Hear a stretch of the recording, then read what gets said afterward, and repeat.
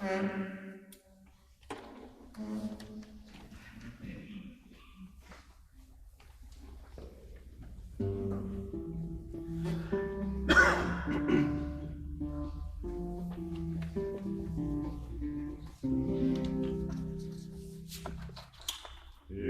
war einmal ein Dornbusch auf einer grünen Weide.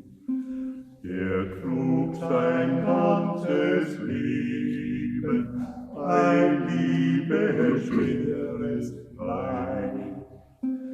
Er hat in seiner Jugend vom Immerwein gesehen, dass man aus seinen Zweigen die Schmerzenskrone flieht.